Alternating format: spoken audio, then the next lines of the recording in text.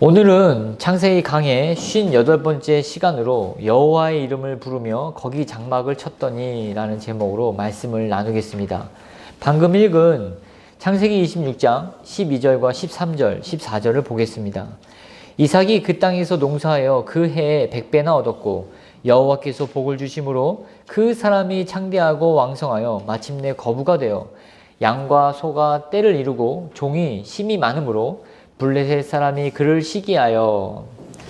이삭이 농사를 지었는데 100배의 수확을 거둡니다. 그리고 거부가 되었는데 양과 소가 떼를 이루고 심이 많은 종을 거느리게 되었습니다. 성경은 이렇게 된 이유를 여호와께서 복을 주셨다라고 말씀하십니다. 하나님은 이삭을 먼저 기근을 통해서 이렇게 가난하게 하셨죠. 지난번 말씀의 내용이죠. 또 이번에는 굉장히 거부가 되게 하셨습니다. 빈하게 되는 것, 가난하게 되는 것, 부하게 되든지 그 처지가 되는 것이 목적이 아니라 어떤 상태에 있든지 믿음을 잃지 않고 그 믿음을 더욱더 견고하게 서 나아가도록 하기 위한 하나님의 어떤 섭리라고 말할 수 있겠습니다.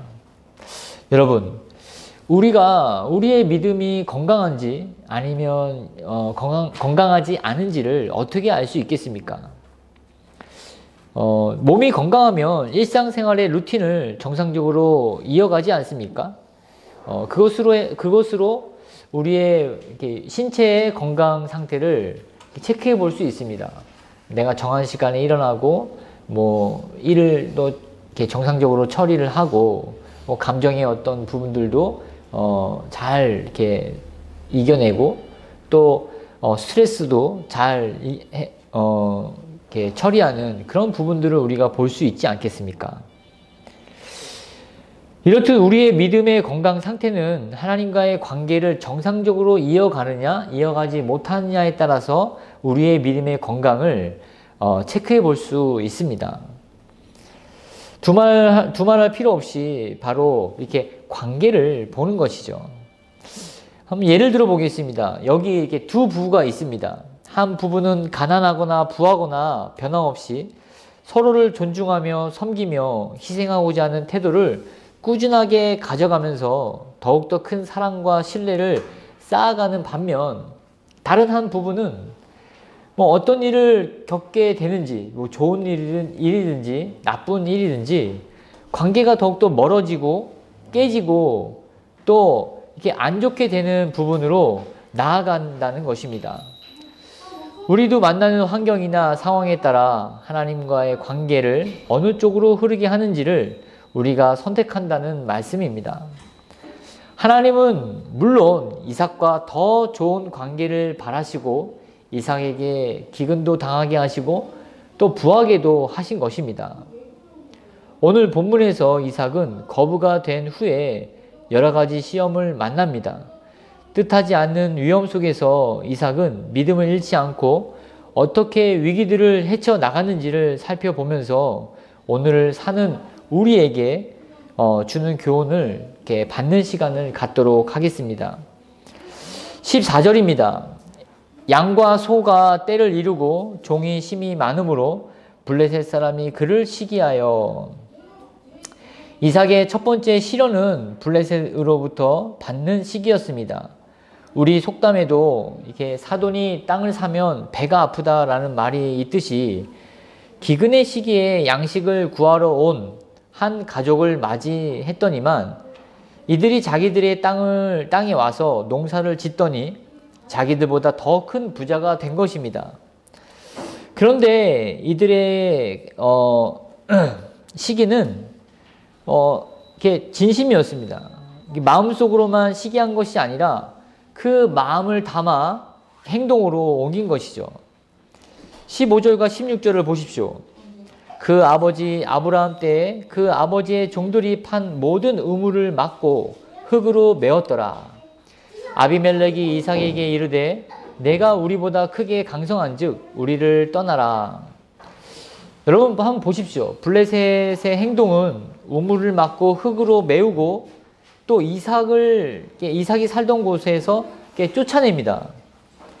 이거는 마치 건물 주인이 사전 통보 없이 수도를 잠궈버리고 나가라고 한 것과 같은 상황이지 않습니까? 예전에 우리가 이렇게 살다가 도로공사를 하다 보면은 상수도가 이렇게 막히는데 정말 물이 안 나오면 정말 불편하죠. 이런 불편함을 주면서 이삭에게 나가라고 한 것입니다. 이들을 쫓아내신 거죠. 근데 이들이 하는 말은 쫓아내면서 내가 우리보다 크게 강성한즉 우리를 떠나라 하는 것입니다. 다른 이유가 없습니다. 이삭이 무슨 피해를 주었거나 뭐 그들에게 민폐스러운 행동을 한 것 때문에 나가라고 한 것이 아니라 그저 이들이 강성하게 또 부하게 된 것 때문에 그 시기심으로 나가라고 한 것입니다. 이들의 마음은 어떤 마음이었을까요? 사전의 위험 요소를 제거하고자 하는 그런 처신이기도 하지만 블레셋의 이런 모습은 세상이 하나님과 하나님을 믿고 따르는 신자들을 얼마나 두려워하고 있는지를 단적으로 보여주는 예라고 볼 수 있겠습니다. 오늘날도 마찬가지지 않습니까? 역사를 보십시오. 기독교를 무너뜨리고자 하는 수많은 사람들의 세력과 나라들이 나서서 공격하고 있습니다.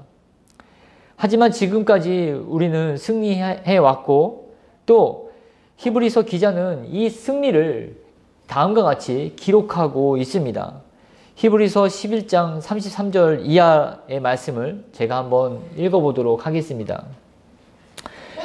그들은 믿음으로 나라를 이기기도 하며 사자들의 입을 막기도 하며 불의 세력을 멸하기도 하며 칼날을 피하기도 하며 연약한 가운데서 강하게 되기도 하며 전쟁에 용감하게 되어 이방 사람들의 진을 물리치기도 하며 여자들은 자기들의 죽은 자들을 부활로 받아들이기도 하며 또 어떤 이들은 더 좋은 부활을 얻고자 하여 심한 고문을 받되 구차에 풀려나기를 원하지 아니하였으며 또 어떤 이들은 조롱과 채찍질 뿐만 아니라 결박과 옥에 갇히는 시련도 받았으며 돌로 치는 것과 톱으로 켜는 것과 시험과 칼로 죽임을 당하고 양과 염소의 가죽을 입고 유리하여 궁핍과 환난과 학대를 받았으니 이런 사람은 세상을 감당하지 못하느니라. 그들이 광야와 산과 동굴과 토굴에 유리하였느니라. 그리스도의 생명과 승리는 어떤 대가 없이 우리에게 저절로 주어지지 않습니다.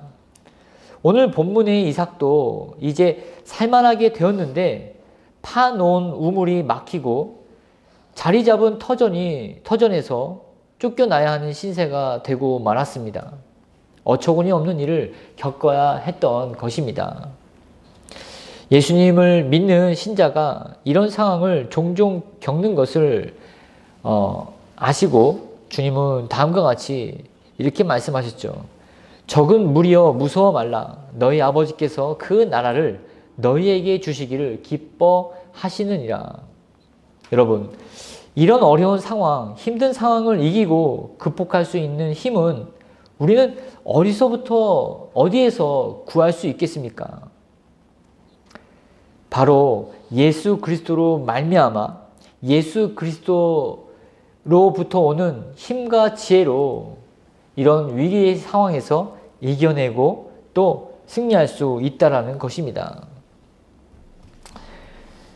그런 어떤 예수님으로부터 나오는 그 지혜와 힘은 바로 하나님의 약속의 말씀을 주장하는 것입니다.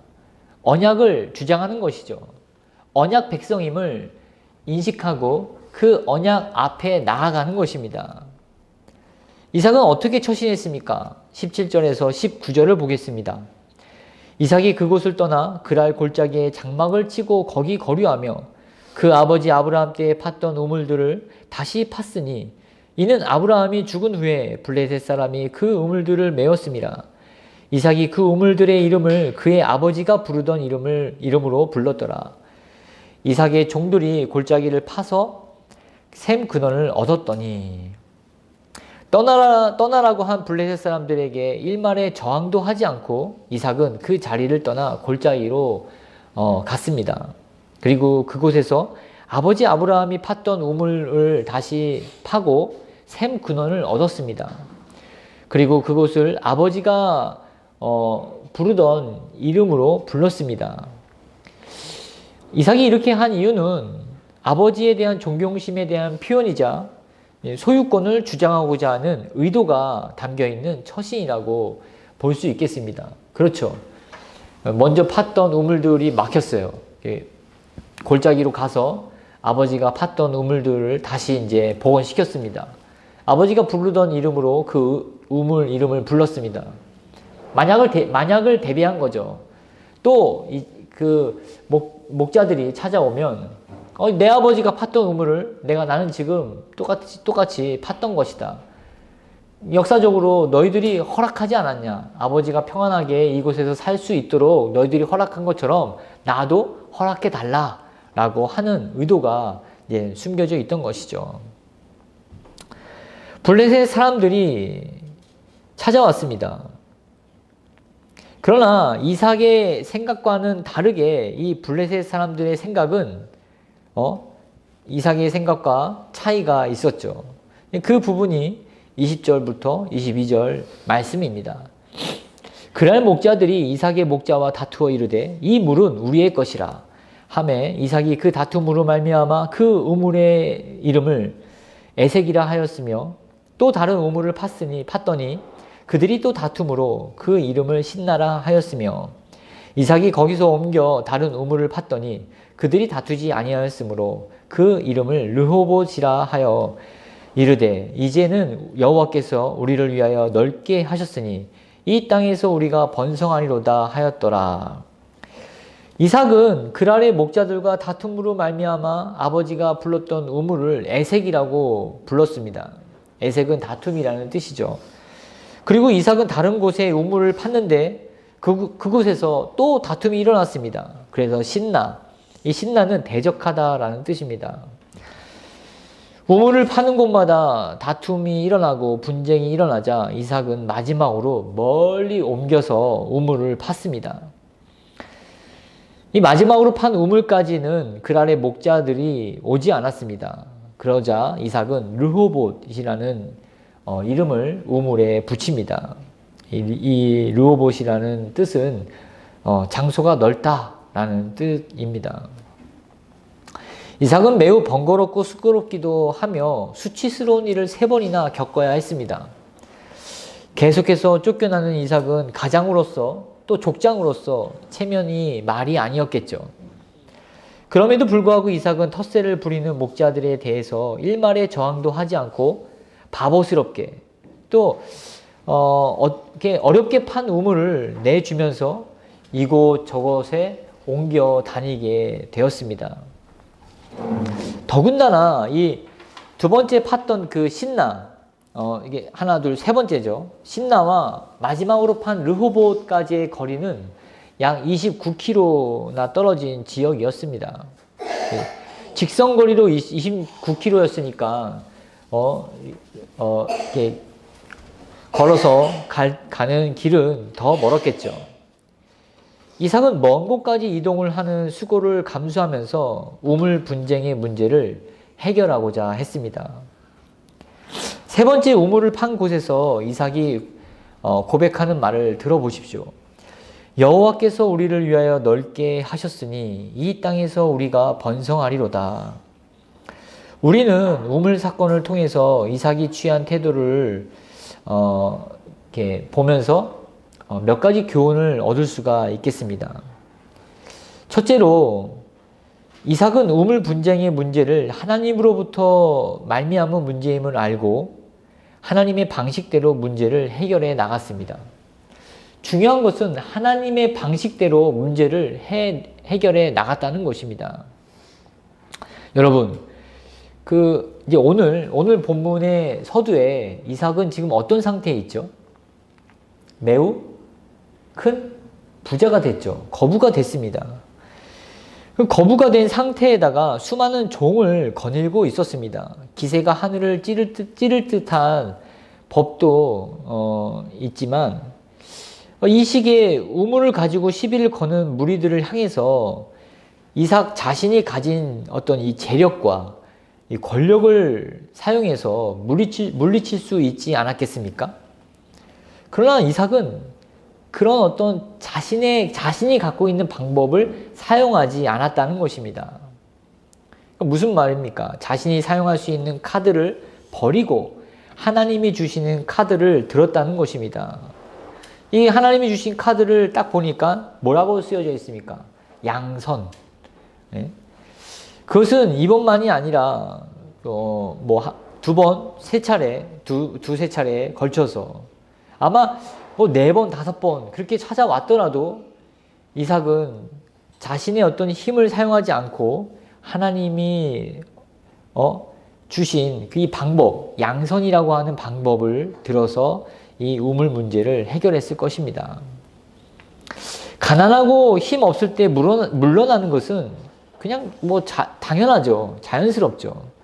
그러나 상대할 힘이 있는 상태임에도 불구하고 자기 목소리를 내지 않고 물러나는 것은 믿음이 없으면 하지 못하는 행동입니다. 하나님은 이삭의 이런 모습을 보고 싶었던 것입니다. 이삭 자신이 자신의 지혜로 이 문제를 해결하는지 아니면 하나님이 원하시는 방법을 찾아 그대로 하나님의 뜻대로 해결하는지 이런 부분을 보고 싶으셨던 것이죠. 또 두 번째로 이삭은 사방이 적들로 둘러싸여 있을지라도 하나님은 자기 편임을 믿었습니다. 이삭의 고백을 다시 들어보십시오. 여호와께서 우리를 위하여 넓게 하셨으니 하나님은 비록 지금 침묵하고 계실지라도 우리 편에 서 계시며 우리를 도우시며 우리를 궁극적으로 승리하게 하실 이심을 이삭은 굳게 믿었던 것입니다. 사도 바울은 이런 원리를 잘 알고 있었던 터라 이렇게 고백하고 있죠.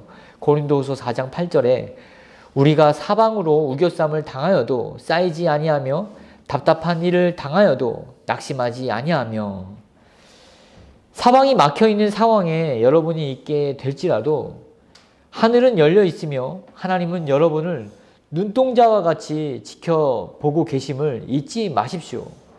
그리고 더욱 굳센 믿음으로 여러분이 처한 어려운 환경을 헤쳐나가시기를 바라겠습니다. 세 번째로 이삭은 모든 악한 상황을 만회하시며 신자들을 부욕해 하시는 하나님을 신뢰하였습니다. 이삭의 고백을 더 들어보십시오. 이 땅에서 우리가 번성하리로다. 이미 이삭은 거부가 되었고 많은 종들을 거느리게 된 상태였습니다. 그러나 이곳저곳을 옮겨 다니면서 재산의 손실을 보았을 것입니다. 그러나 하나님께서 자신을 보다 좋은 곳으로 인도해 주시고 지금도 부요하지만 더 번성하게 하실 것에 대한 기대와 믿음을 가졌던 것입니다. 지금이 마지막이 아니라 이제 하나님의 손에서 떠났다 라고 그냥 단정 지어서 하나님의 등만 이제는 바라볼 뿐이다 라고 마음을 접지 않았다는 것입니다. 이제는 지금까지 인도하신 것, 나를 풍요롭게 하신 것은 시작에 불과하다라는 것을 이삭은 알았던 것입니다. 그러니까 이삭의 하나님은 더 큰 하나님, 더 풍요로운 하나님, 그 크심이 한이 없고 그 풍요로움이 우리가 셀 수 없을 정도의 풍요로움이라는 것을 이삭은 알았던 것이죠. 이삭이 먼저 거부가 된 경험을 했기 때문에 이렇게 말한 것이 아니라 하나님을 믿는 신자라면 마지막까지 자신의 삶을 지켜주실 것에 대한 확신, 지금도 함께 계시지만 내가 마지막 태양을 보는, 빛을 보는 그 날까지, 그리고 그 영원 이후, 이 삶 이후까지, 내세까지 영원히 나와 함께 하실 그 하나님에 대한 믿음이 있었기 때문에 이러한 고백을 했다라는 것입니다. 이삭은 아버지 아브라함의 삶을 어떻게 인도하셨는지 두 눈으로 직접 보았고 간접적으로 경험하지 않았습니까? 그렇기 때문에 이삭은 새로운 터전에서도 하나님께 대한 소망을 두며 살아갈 수 있었던 것입니다. 이런 믿음의 소유자였던 이삭은 다음과 같은 행동으로 하나님을 기쁘시게 해드립니다. 23, 24, 25절입니다. 우리 본문 같이 23절, 24절, 25절을 한번 같이 읽겠습니다. 시작. 이삭이 거기서부터 브엘세바로 올라갔더니 그 밤에 여호와께서 그에게 나타나 이르시되 나는 내 아버지 아브라함의 하나님이니 두려워하지 말라. 내 종 아브라함을 위하여 내가 너와 함께 있어 내게 복을 주어 내 자손이 번성하게 하리라 하신지라. 이삭이 그곳에 제단을 쌓고 여호와의 이름을 부르며 거기 장막을 쳤더니 이삭의 종들이 거기서도 우물을 팠더라. 네, 이삭은 브엘세바로 올라왔습니다. 그곳에서 하나님을 만납니다. 이삭은 하나님으로부터 다음과 같은 음성을 듣습니다. 두려워하지 말라. 내 종 아브라함을 위하여 내가 너와 함께 있어 내게 복을 주어 내 자손이 번성하게 하리라 라는 말씀을 듣습니다.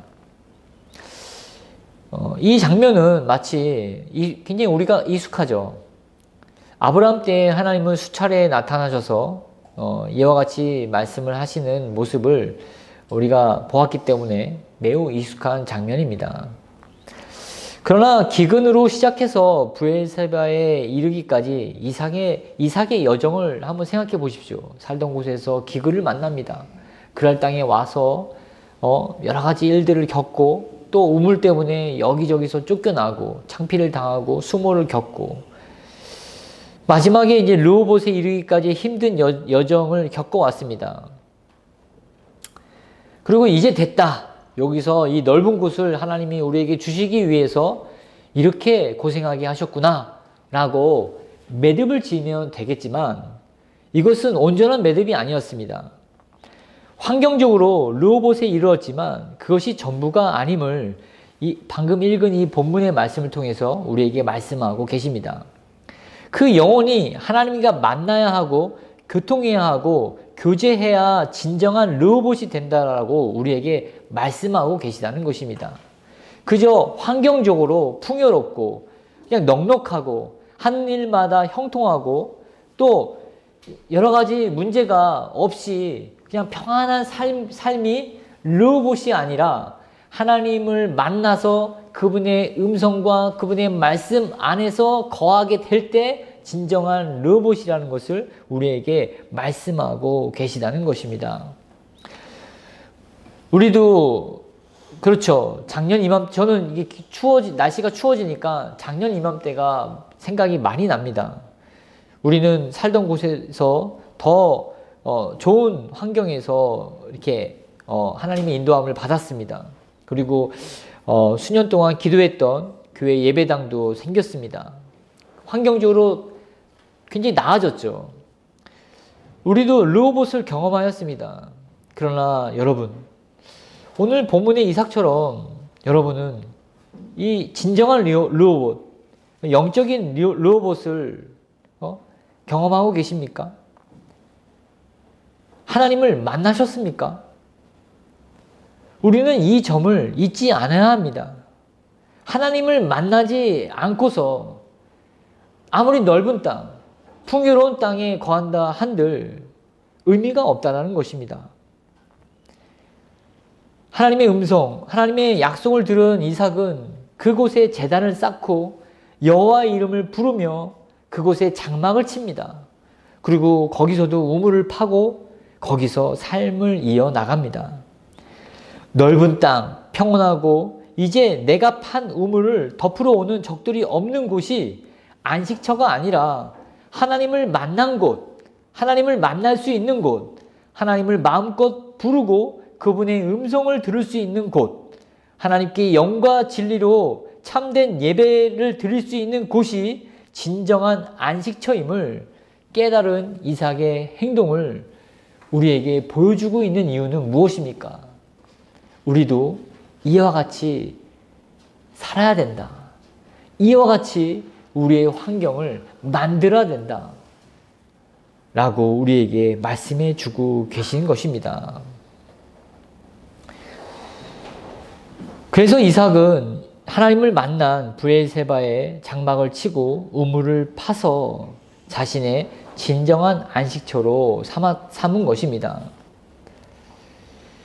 믿음으로 진정한 안식처를 찾은 5 청년의 이야기를 잠깐 들려드리겠습니다. 1537년에 스위스 로잔에 신학교가 세워졌습니다. 이 로잔 신학교는 처음에 매우 초라하게 시작했습니다. 2명의 그 교수가 있었는데 한 명은 또 경질돼서 한 명만 교수 한 명으로 시작한 신학교였습니다. 이 교수 이름은 피에르 비레라는 종교개혁자였는데 매우 작게 시작한 신학교지만 이 신학교는 이렇게 점점 성장하게 되었습니다. 그리고 나중에는 독일, 프랑스, 잉글랜드, 폴란드와 이탈리아에서 종교 탄압을 받는 그러한 사람들이 자신의 그 고국을 피해서 로잔으로 수많은 프로테스탄트 학생들이 모여서 공부하는 그런 곳으로 이렇게 성장했습니다. 이 학교 출신으로 우리가 지금 이렇게 알고 있는 사람들이 있습니다. 바로 누구냐면 우리 오후에는 하이델베르크 교리문답을 하지 않습니까? 이 하이델베르크 교리문답을 저술한 자카리아스 우르시누스와 카스파르 올레비아누스가 있으며 또 벨직 신앙고백서를 저술한 기도 드브레도 이 로잔 신학교 출신입니다. 해를 거듭해서 발전하는 이 학교에 1550년쯤에 프랑스에서 5명의 젊은이들이 이 로잔 신학교의 문을 두드렸습니다. 이들의 이름은 다음과 같습니다. 마르티엘 알바, 피에르 에스크리엥, 베르나르 세갱, 샤를 포네, 피에르 나비에르였습니다. 이 1550년쯤에는 이 시기는 프랑스에서 아주 잔인한 박해가 일어난 그런 시기였습니다. 그래서 수많은 이 기독교 신자들이 고국을 떠나는 현상이 일어났는데 이 5 청년은 박해를 피해서 고국을 떠났다기보다 복음의 진리를 담대하게 선포할 준비를 마치고 다시 고국으로 돌아가 여전히 로마 카톨릭의 수렁에 빠진 사람들에게 진정한 복음, 참된 복음, 그 능력의 복음의 말씀을 전하고자 고국인 프랑스를 떠나 로잔 신학교 문을 두드렸던 것입니다. 이들은 공부를 마치고 1552년 초엽에 다시 이제 프랑스로 돌아갈 때가 됐다라고 생각이 들어서 이 5명은 다시 프랑스로 향했습니다. 이들 5은 모두 다른 지역 출신이었으므로 각자 흩어져 고향으로 돌아가기로 했는데 이 가는 도중에 한 남자를 만납니다. 이 남자가 길동무가 되어서 같이 이제 길을 가게 되었죠. 이 5이 이제 모두 흩어지기 전에 이 길동무가 된 남자가 헤어지기 전에 자기 집에 초대를 합니다. 그래서 이 5명의 청년은 그 초대에 응해서 이 길동무가 된 사람의 집에서 이제 만찬을 이제 받게 되었습니다. 그런데 이 남자가 그만 배신을 한 겁니다. 풍성한 식탁이 차려져 있을 줄 알았지만 풍성한 식탁은커녕 이 5명의 청년을 잡으려고 프랑스의 행정관들이 잠입해 있었던 것입니다. 이들은 끌려가 감옥에 갇히게 되었습니다. 이들은 자신의 신령과 신앙 고백에 대한 신문을 받으면서 재판을 받았지만 그 결과 모두 이단자로 정죄되었습니다. 이들은 1년 동안 리옹 감옥에 수감되었습니다. 모진 고문과 회유와 핍박에도 불구하고 자신들의 신앙을 잃지 않고 계속 지켜나가며 버티며 그 감옥살이를 했습니다. 결국 뜻을 굽힐 마음이 없음을 인지한 프랑스 당국은 이렇게 장래가 촉망된 이 5명의 청년 모두 화형대로 끌어내어 타오르는 화염 속에서 생을 마감하도록 하였던 것입니다.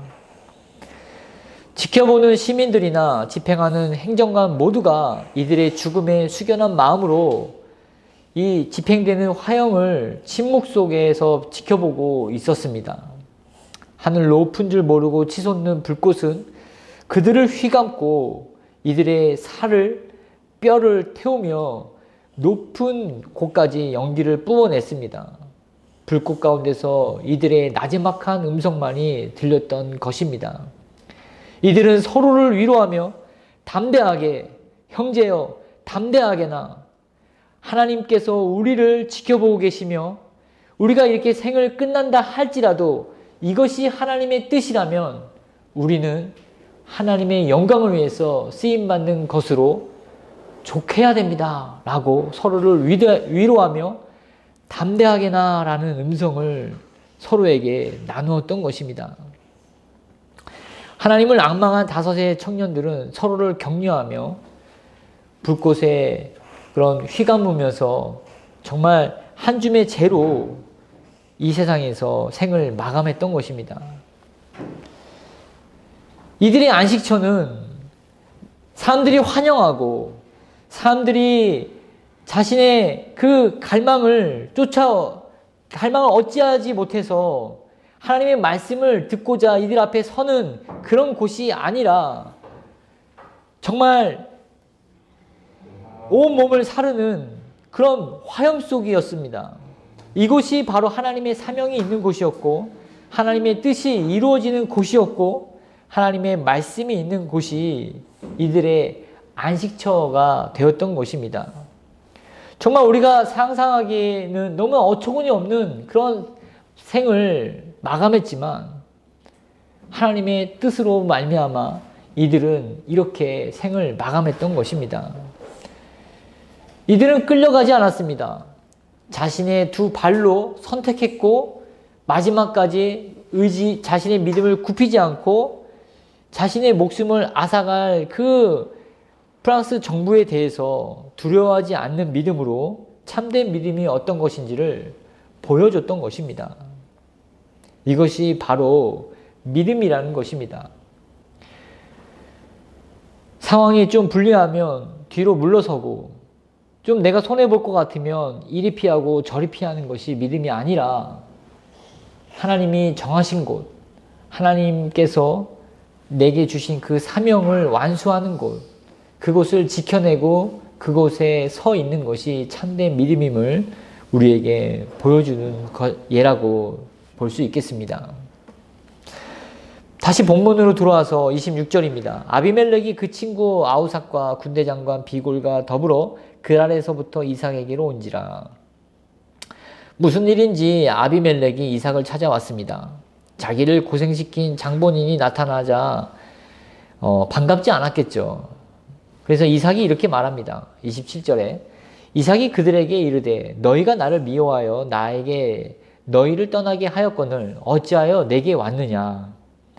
아비멜렉은 다음과 같이 이삭을 찾아온 목적을 말합니다. 28절 29절입니다. 그들이 이르되 여호와께서 너와 함께 계심을 우리가 분명히 보았으므로 우리의 사이 곧 우리와 너 사이에 맹세하여 너와 계약을 맺으리라 말하였노라. 너는 우리를 해하지 말라. 이는 우리가 너를 범하지 아니하고 선한 일만 내게 행하여 내가 평안히 가게 하였음이니라. 이제 너는 여호와께 복을 받은 자니라. 지금 이제 아비멜렉이 말한 부분을 자세히 살펴보면 여호와께서 너와 함께 계심을 우리가 분명히 보았으므로 라는 말이 있습니다. 또 말미에서 여호와께 복을 받은 자니라 라고 말하죠. 아비멜렉이 이삭을 어떻게 한 것입니까? 인정을 하는 것이죠. 여러분, 세상은 우리를 안 보는 것 같지만 신자들의 삶을 주시하고 있습니다. 이 점을 우리는 잊지 않아야 됩니다. 물론 신자들을 주시하고 있는 부류 중에는 적인 사람들도 있지만 때로는 아비멜렉처럼 이 병주고 약주는 그러면서 이렇게 애태우는 그런 사람들도 있죠. 그런 사람들을 피해서 이렇게 다닐 수는 없습니다. 그러면 어떻게 해야 됩니까? 이런 자들을 향해서 어떻게 대해야 하는지 하나님은 이삭을 통해서 우리에게 말씀해 주십니다. 30절입니다. 이삭이 그들을 위하여 잔치를 베풀매 그들이 먹고 마시고. 환대입니다. 환대를 해주는 것입니다. 그들에게 잔치를 보여주는 것입니다. 잔치를 베풀어 주는 것입니다. 이건 무슨 말입니까? 천국의 모형을 맛보게 해주는 것입니다. 환대는 천국을 세상에 알리는 것입니다. 가장 먼저 하나님이 죄인을 그리스도의 이름으로 우리를 환대해 주시지 않았습니까? 여러분을 환대해 주시지 않았습니까? 그리스도의 그 풍성한 식탁으로 여러분을 초대해 주시지 않았습니까? 우리를 이렇게 천국 밖에서 슬피 울며 이를 갈게 해둬도 아무 말도 왜 저를 이렇게 대우해 주십니까? 라고 이런의 어떤 말도 할 수 없는 처지임에도 불구하고 하나님은 의복을 입혀주시고 그 잔치에 참여하게 해 주셨다는 것입니다. 어떻게 우리를 대해 주셨습니까? 인생의 험한 길을 걷고 있는 우리의 발을 직접 씻겨주시지 않았습니까? 또 굶주린 배는 떡과 물고기로 배불리 먹여주셨습니다. 그리고 우리의 이 갈증, 목마름을 어떻게 해결해 주셨습니까? 오늘 성경 강독에서 읽은 것처럼 최상급 포도주로 우리의 갈증을 해결해 주시지 않았습니까? 우리를 극진히 대접해 주신 것입니다. 아비멜렉은 이삭이 자기가 한 짓이 있으니까 양심에 찔려서 이삭이 자기를 어떻게 복수하러 오진 않을까, 노심초사 그런 두려움 때문에 이삭을 찾아왔지만 이삭의 환대를 받음으로 그 두려운 마음이 가라앉고 마음이 열렸습니다. 복수는 세상에 흐르고 있는 정서입니다. 그렇죠. 뭐 운전할 때도 크락션만 좀 옆에서 크게 눌러도 그냥 바로 창 내리면서 눈을 찌푸리지 않습니까? 그렇지만 이 성경에서는 복수가 아닌 환대로서, 잔치를 보여줌으로써, 복음으로써 이 상대에 대한 두려운 마음을, 또 하나님의 그 선하심을 나타내 보이라고 우리에게 말씀하고 계십니다. 이 환대를 받은, 복음을 들은, 복음으로 대접을 받은 이 아비멜렉은 31절에 어떻게 마지막의 모습을 보입니까? 아침에 일찍이 일어나 서로 맹세한 후에 이삭이 그들을 보내매 그들이 평안히 갔더라. 두려움으로 찾아온 이 마음이 이삭의 환대를 받고 천국의 잔치를 맛본 후에 마음 평안히 돌아가게 된 것입니다.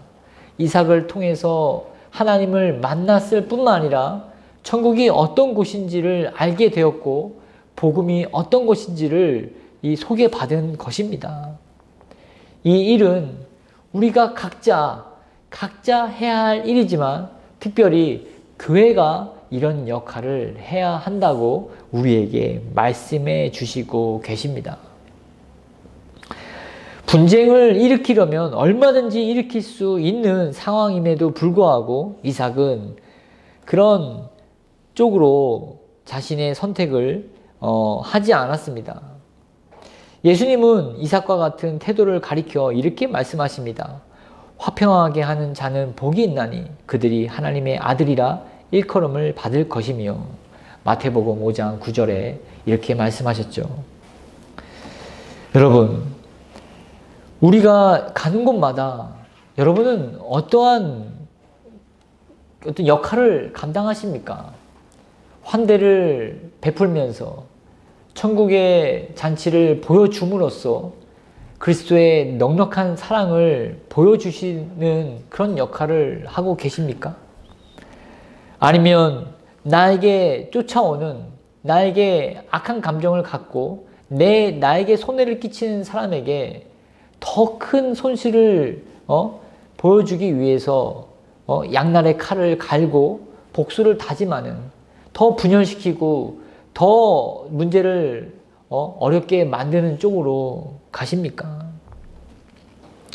두말할 거 없이 우리는 화평의 대사로서 우리가 살고 있는 삶의 현장에서 이런 이삭과 같은 그런 삶을 감당해내야 할 것입니다. 잊지 마십시오. 우리는 어떤 경우에서든지 그리스도의 대사로서 세상 사람들에게 천국을 보여줄 의무와 책임이 있음을 잊지 마십시오.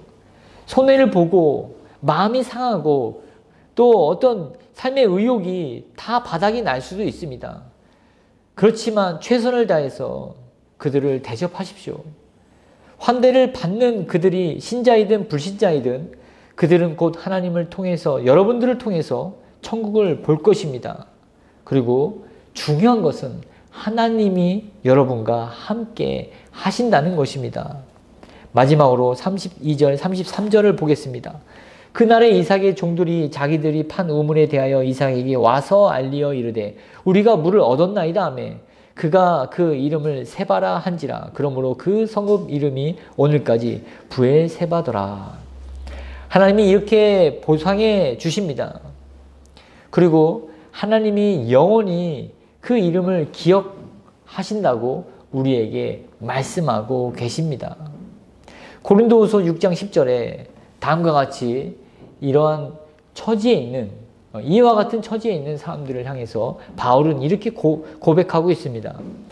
근심하는 자 같으나 항상 기뻐하고 가난한 자 같으나 많은 사람을 부유하게 하고 아무것도 없는 자 같으나 모든 것을 가진 자로다. 어떻게 이렇게 할 수 있겠습니까? 근심 속에 쌓여 있지라도 기뻐할 수 있고 가난할지라도 많은 사람을 부욕해 하는 그런 넉넉함이 있고 아무것도 없는 자이지만 모든 것을 다 가진 자가 어떻게 될 수 있겠냐는 것입니다. 바로 그리스도 때문입니다. 이 비밀을 여러분들이 알고 여러분들이 누리며 여러분들이 또 전하는 또 은혜와 진리교회 모든 성도들이 되시기를 주의 이름으로 축원드립니다. 아멘. 기도하겠습니다.